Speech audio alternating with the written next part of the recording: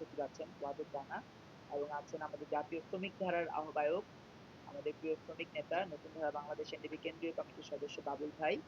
আপনাদের সবাইকে কৃতজ্ঞতা জানাচ্ছি আবারও যে এত লম্বা সময় নিয়ে আপনারা শান্ত পাঠজনের কথা শুনেছেন। আমি শুধু দুই একটা বিষয় যুক্ত করতে চাই, প্রারম্ভিক একটা কথা বলেছি, আর একটু কথা বলতে চাই যদি আপনাদের অনুমতি থাকে। আচ্ছা, প্রথম কথা হচ্ছে যে জুলাই আন্দোলন যখন হচ্ছিল, তখন কিন্তু অনেকেই বাঁশের লাঠি সাথে নিয়ে তারপরে রামপুরা টিভি টেলিভিশন ভবনের সামনে গিয়ে বলেছিল যে আমরা আমাদের অধিকার বুঝে নিতে এসেছি।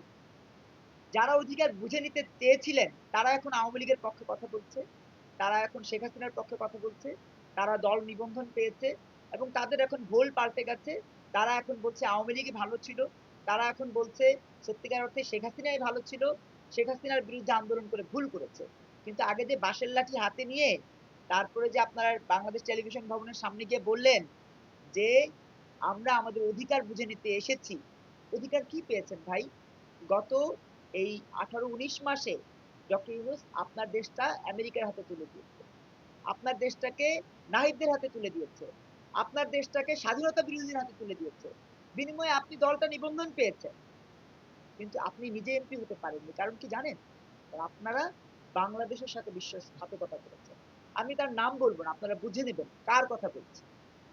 তারা বাংলাদেশের সাথে শত্রুতা করেছে, বাংলাদেশটাকে ধ্বংস করবার জন্য যে এজেন্ডা নিয়ে এসেছিল সেই এজেন্ডার বিনিময়ে তারা বাংলাদেশটা ডাক্তার শফিকদের হাতে তুলে দিয়েছে, বাংলাদেশটা জঙ্গি হানজালার হাতে তুলে দিয়েছে, বাংলাদেশটাকে এই জঙ্গিবাদের সমর্থক গোষ্ঠী আক্তারের মতো জঙ্গির হাতে তুলে দিয়েছে, হাসনাতের মতো জঙ্গির হাতে তুলে দিয়েছে।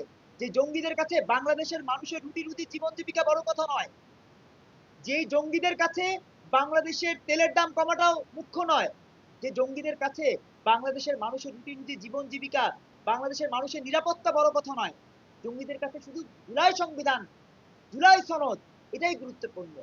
শান্ত ফারুক অনেক বিষয় বলেছেন, আমি ওয়াদুদ রানার কথা বলতেন, আমি সংক্ষেপ করে দিচ্ছি যেহেতু আপনাদের একটা লম্বা সময় আমরা নিয়েছি, সংক্ষেপ করে দিচ্ছি যে এই জঙ্গিদের হাতে তুলে দিয়েছে, জঙ্গিদের হাতে তুলে দেওয়ার যারা প্রেরণক নেড়েছে তাদের মধ্যে ওই ভদ্রলোক একজন, যিনি এখন নতুন নিবন্ধিত পার্টি নিয়েছেন, প্রজাপতি প্রতীক নিয়ে প্রজাপতির মতো উঠছেন।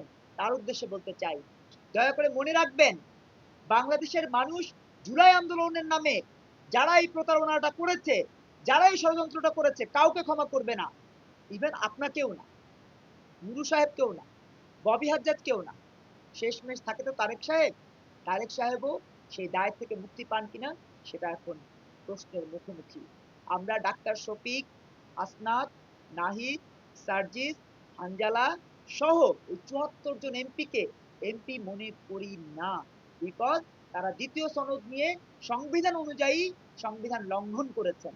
এ কথা কেউ বলছে না, কোনো পলিটিক্যাল পার্টি বলছে না, কিন্তু আমরা বলছি। কারণ এটাই যে আমরা বাংলাদেশের রাজনীতি করি, বাংলাদেশের মানুষের রাজনীতি করি।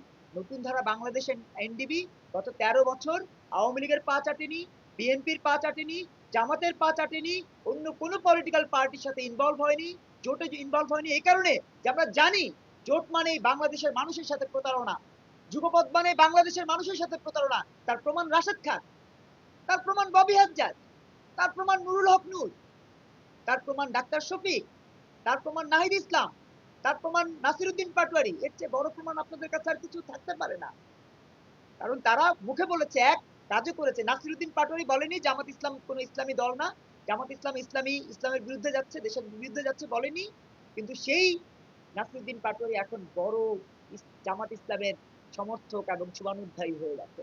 কারণ কি? কারণ এরা যুগপদের নামে, মহাজোটের নামে, জোটের নামে, মঞ্চের নামে মানুষের সাথে প্রতারণা ছাড়া আর কিছুই করতে চায়নি, করতে চায়ও না। প্রিয় বন্ধুরা আমার, এই কারণে নতুন ধারা বাংলাদেশ এনডিবি কোনো জোটের রাজনীতি করে না, কোনো যুগপদের রাজনীতি করে না, করবেও না। আপনাদের সবাইকে আরেকটু কষ্ট দিচ্ছি, সেটা হচ্ছে যে শান্তা ফারজানা বলেছেন যে এরা হচ্ছে ছাড় পোকার মতো। ছাড় পোকা যখন রক্ত খায় তখন সেটাকে কিভাবে মারতে হয়? আঙুল দিয়ে টিপে মারতে হয় না, কারণ আঙুল দিয়ে টিপে মারলে ওই যে তার ভাইরাস বা জীবাণু সেটা আপনাকে আরো ক্ষতিগ্রস্ত করবে। এটাকে মারার জন্য লাগে লাল হিট।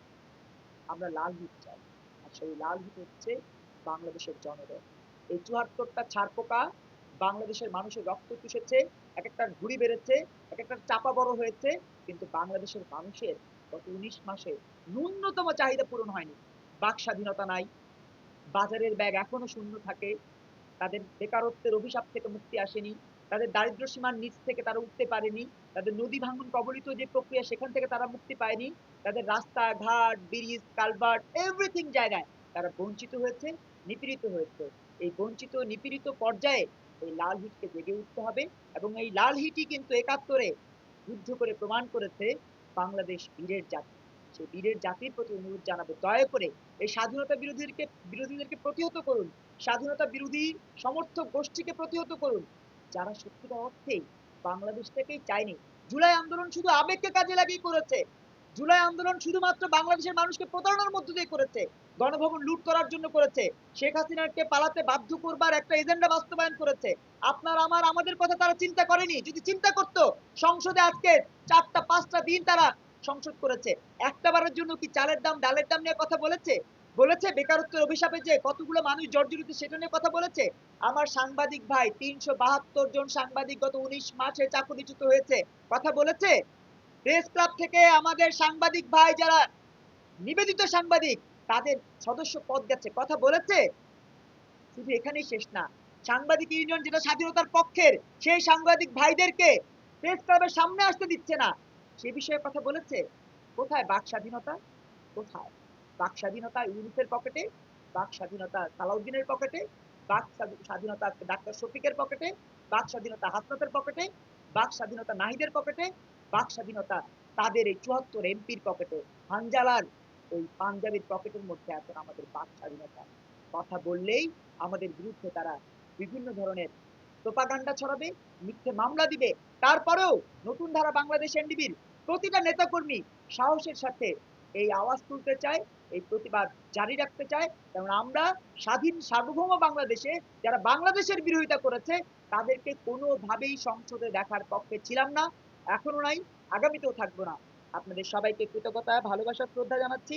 আমাদের অনেক সংবাদ যোদ্ধা এখন আসছেন, শেষ করে দিচ্ছি। আচ্ছা, শেষ করে দিচ্ছি। দিল্লি না ঢাকা, শান্তা ফারজানা বলেছেন যে দিল্লি না ঢাকা, দিল্লি না ঢাকা বলে বাবাকে কিন্তু দিল্লিতেই পাঠাচ্ছে চিকিৎসা করবার জন্য। শুধু এখানেই শেষ না, পাইপ লাইনে বাংলাদেশে ৫,০০০ মেট্রিক টন ডিজেল আনবার ব্যবস্থা, যেই পাইপ লাইনের বিরোধিতা করেছিল জামাত ইসলাম, বিরোধিতা করেছিল বিএনপি, বিরোধিতা করেছিল বাম সংগঠনগুলো, সেই পাইপ লাইন দিয়ে এখন যখন ডিজেল আসবে, সেই ডিজেলে কেন ভাই আপনারা চলবেন? আপনারা সেই ডিজেলে চলবেন না প্লিজ। আওয়ামী লীগের যে চুক্তি, সেই চুক্তিগুলো আপনারা বলেছেন দেশ বিরোধী চুক্তি, প্লিজ ভাইয়া টুল আছে, চুক্তিগুলো নিয়ে বসেন না প্লিজ। আপনারা বলেছিলেন বাংলাদেশ বিরোধী চুক্তি করেছে, একটা চুক্তি দেখাতে পেরেছে আসিফ নজরুল? আসিফ নজরুলকে একটা চুক্তি দেখাতে পেরেছে? তৎকালীন সময়ের একটা চুক্তি দেখাতে পারেনি, এটা রাষ্ট্র বিরোধী, দেশ বিরোধী, সমাজ বিরোধী, জনবিরোধী। তাহলে আমরা কিভাবে বলবো হাসিনা সরকার অপরাধ করেছে? আমরা তো মনে করি ৭১-কে যারা খাটো করতে চায়, ৮০০ হত্যাকাণ্ডের বিচারের দাবি দেখিয়ে তারাই মূলত আমার